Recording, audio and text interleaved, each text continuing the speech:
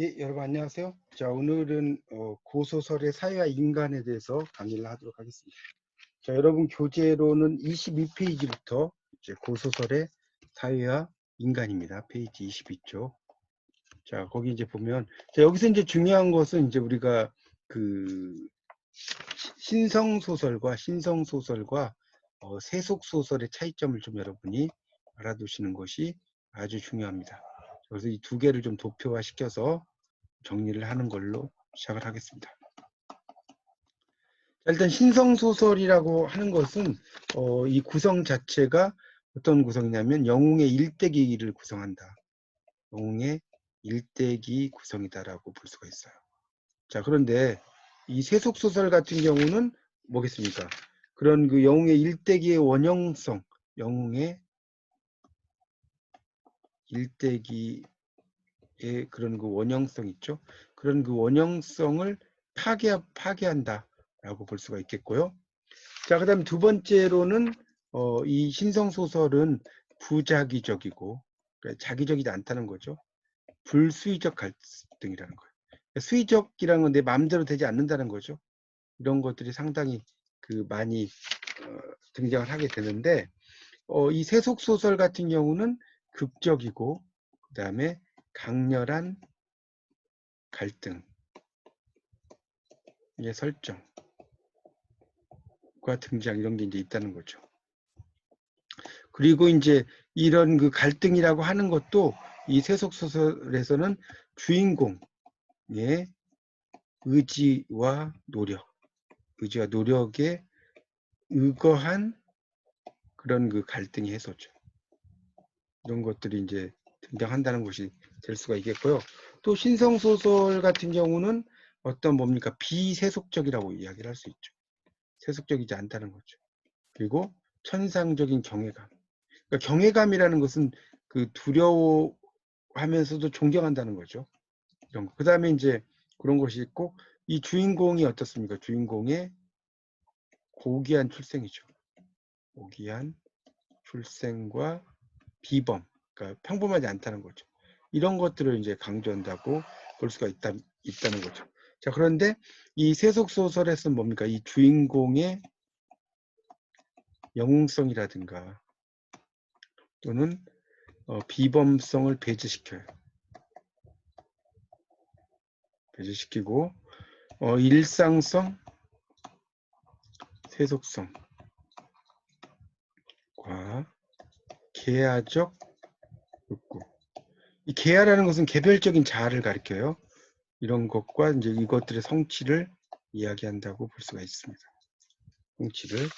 자, 그 다음에 이제 이 신성소설 같은 경우는 또 뭐겠습니까? 이런 경우는 그 집단의 공동 선추구죠. 그와 집단 운명. 공동사회를 이제 많이 이야기를 하는 거죠. 자, 이런 걸 이야기한다면, 이 세속소설은 뭡니까? 이익사회에 가치 출현을 많이 한다. 이렇게 정리를 하시면 아주 도움이 되실 것 같습니다. 자, 그렇게 좀 이 내용을 잘 정리를 해 주십시오. 자, 그리고 이제 또 넘어가겠습니다. 자, 그래서 이제 23쪽에 보면 그 두 번째 단락에 우리의 고전소설은 18세기 중엽 이전에 제작되었다고 추정되는 일련의 개인 창작물, 그리고 이제 그 이후에 제작된 판소리계 작품, 연암소설 이렇게 나눠진다는 겁니다. 그래서 23쪽에 두 번째 단락의 첫째 줄에 보면 끝에 개인 창작물 이런 거, 그 다음에 이제 판소리계 작품, 연암소설군 이렇게 세 개로 나눠진다는 겁니다. 그래서 이제 그 작품들이 이제 영웅의 일대기, 그다음에 부작위 이런 것들은 이제 아까도 말씀드렸지만 다 신성 소설과 관련이 있는 거죠. 몽조 꿈의 어떤 조짐이 있고 위기 음조, 그러니까 은밀하게 도와준다는 거죠. 음조라는 것은. 그리고 이제 작품의 일관에 흐르는 분위기가 비세속적이다. 세속적이지 않다는 거죠. 그런 것들이 쭉 나오고 있습니다. 그래서 이제 이 공동사회, 아까 신성소설 공동사회인데 공동사회를 이제 뭐라고 하냐면 그 게마인샤프트라고 하는 거죠. 거기 그 23쪽의 밑에서 6째 줄에 나오죠. 게마인샤프트. 독일어로.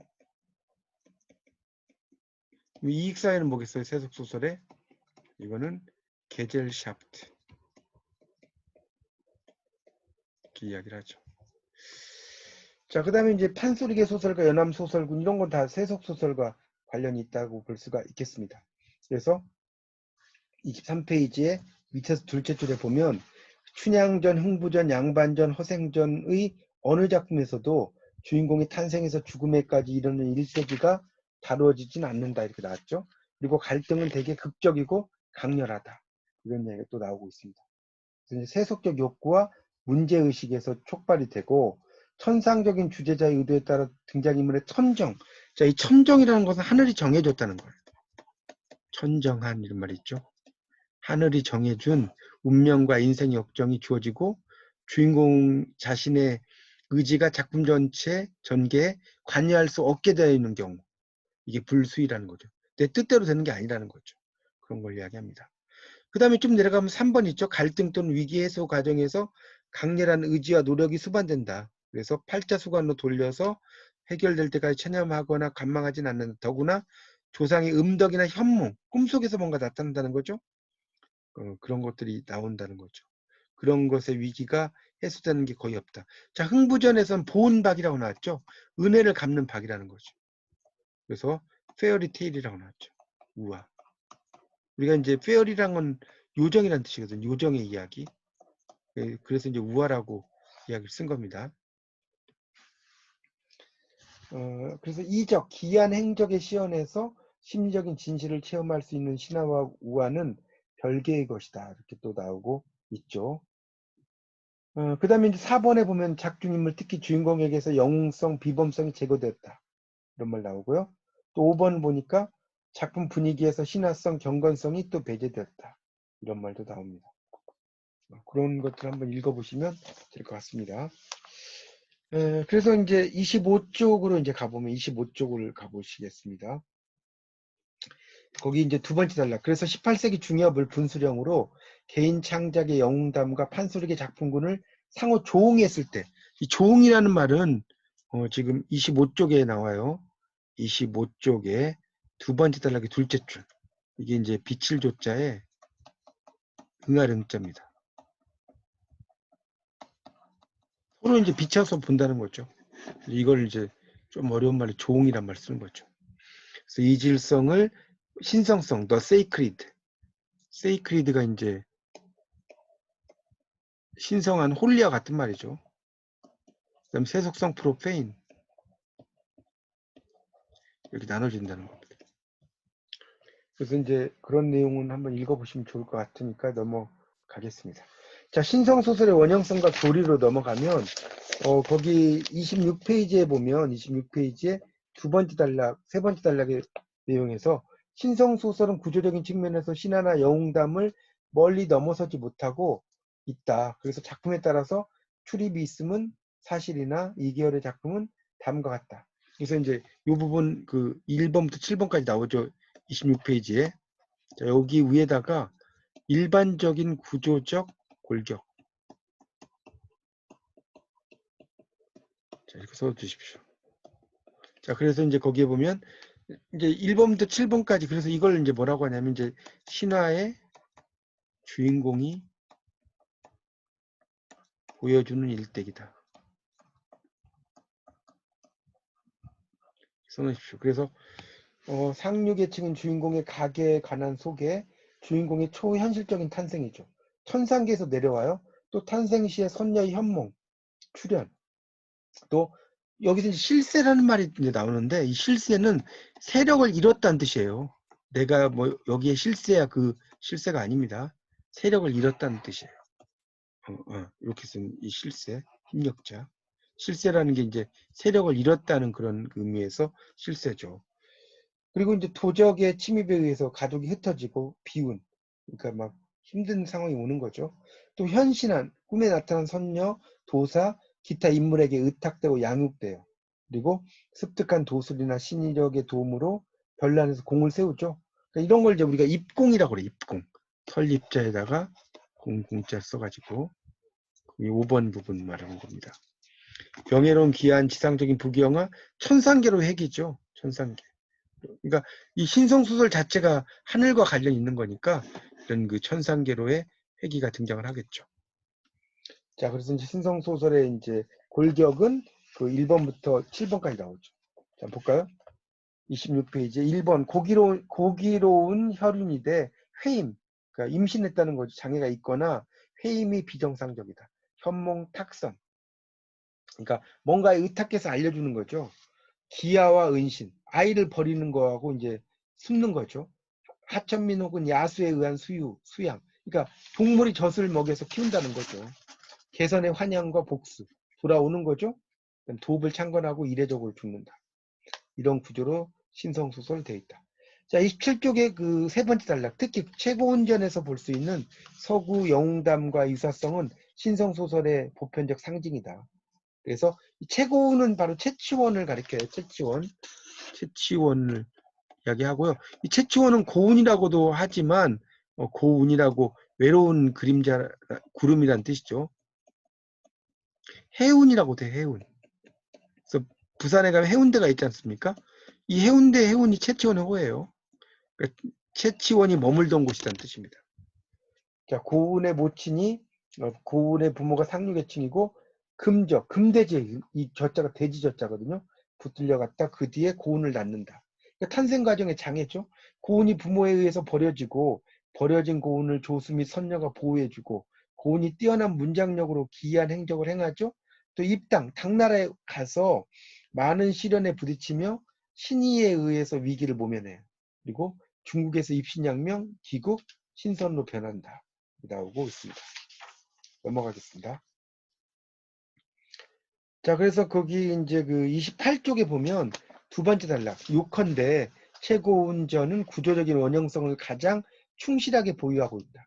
라고 있죠. 그런 작품이라고 볼 수가 있겠습니다. 그런 그 내용을 가지고 있다는 겁니다.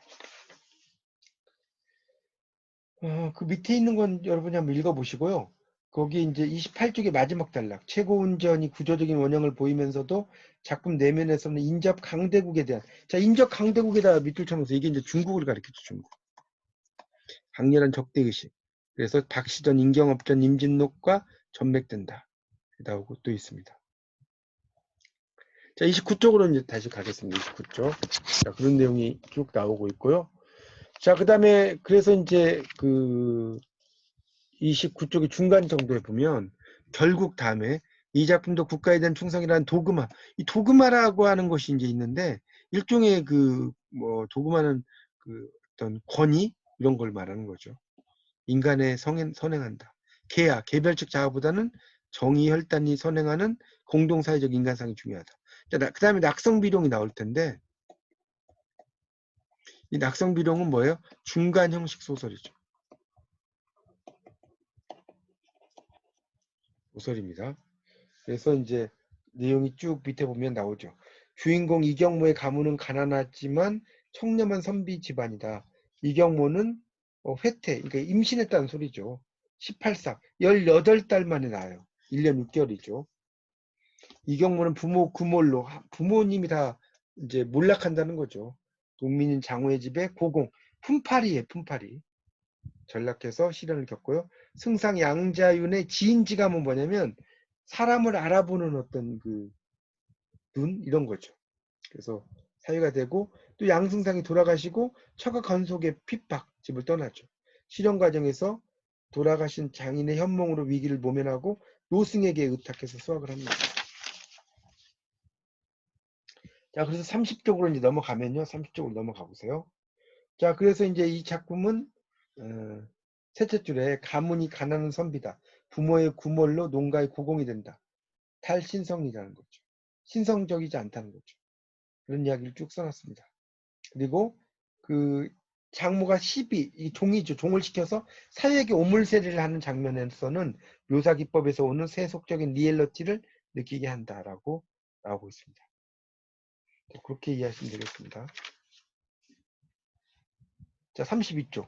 세속소설의 민중상, 민중의식, 신분 갈등과 성춘향이 나왔죠. 자, 이건 뭐 춘향전을 뭐 모르신 분은 아무도 없으시죠. 워낙 한국인이라면 다 알 수 있는 작품인데 이 춘향전 같은 경우는 뭡니까? 춘향전은 첫 번째로는 애정의 갈등, 그다음에 연려 갈등, 신분 갈등이죠. 자, 그래서 애정 갈등은 계기적 갈등이라고 하죠. 그네를 타는 걸 보고 사랑에 빠지는 거죠. 춘향이. 연려 갈등은 방어 동기죠. 수청을 거부하는 변학도에. 신분 갈등은 목적적 갈등이죠. 신분에 맞게 어떤 목적, 이런 것들이 상호작용을 해야 한다. 이렇게 볼 수 있겠습니다. 뭐 내용 자체를 뭐 모르신 분 없으니까 넘어가도록 하겠습니다. 그러면 이 채봉감별곡과 어떤 차이가 있느냐? 자, 35페이지에 보면 채봉감별곡 있죠. 채봉이 이별을 느끼는다는 거죠. 채봉감별곡. 채봉이 이별을 느낀다. 자, 그래서 이제 보시면 이 채봉감별곡은 뭐예요? 남녀 주인공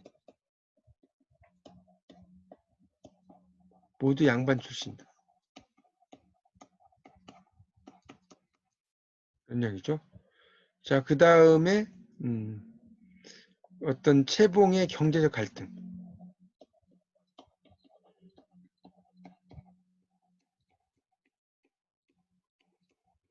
신분적 갈등. 자, 이것에 의해서 채봉은 기생이 되는 것을 자발적으로 선택한 거죠. 자, 그 다음에 세 번째는 세습적인 신분 구조. 세습적 신분 구조의 붕괴죠. 세속화. 이렇게 되어 있고요. 그럼 네 번째는 뭡니까? 네 번째는 그런 그 반사회적 의식과 쟁점 해제. 이렇게 이제 볼 수가 있겠죠.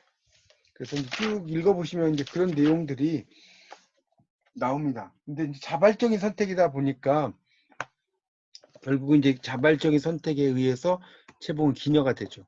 그리고 이제 기녀가 됐는데 이 기녀를 또 어떻게 벗어나죠. 그리고 벗어나서 또 어떻게 합니까?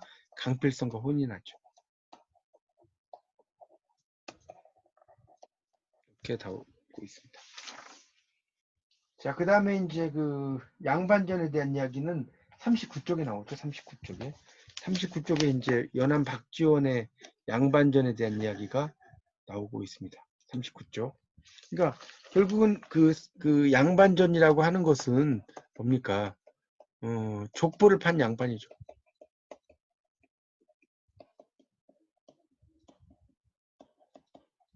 자, 그런 것들이 있다는 거죠.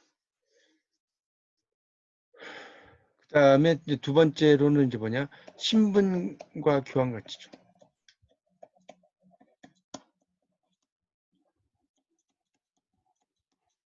그런 것들이 있다는 거죠.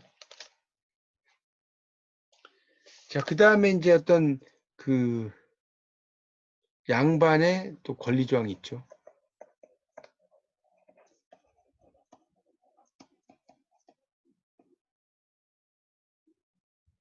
그래서 양반의 이제 권리를 나타내는 조항이라는 거죠. 그런 것들도 있게 됩니다. 자, 그래서 이제 그 현민이 이 양반을 샀다가 나는 못하겠다 하고 이제 양반 안 사는 거죠. 자, 39쪽의 마지막 단락이죠. 다시 매매 계약에서 군수가 제시한 양반의 구비 조건 즉 배고파도 참고 추위도 견디고 가난함을 입 밖에 내어서는 안 되고 손에 돈을 쥐었어도 안 되고 쌀값을 물어봐서도 안 되고 돈놀이를 해서도 안 되고 이빨을 딱딱 부딪히며 뒤통수를 주먹으로 두드리고 참기침을 해도 안 되고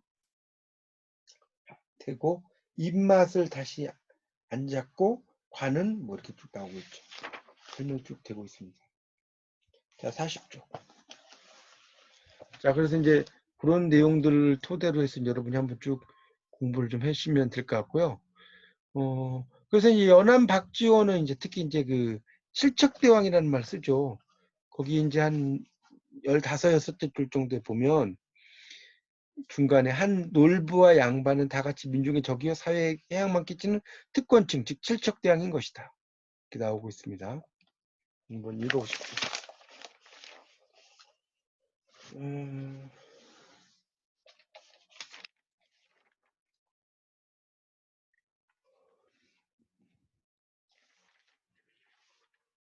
자, 이제 그리고 허생전에 대한 내용이 43쪽에 나오죠. 43쪽. 이제 허생전이 나오는데 이 허생전은 뭐냐? 경제적 기반.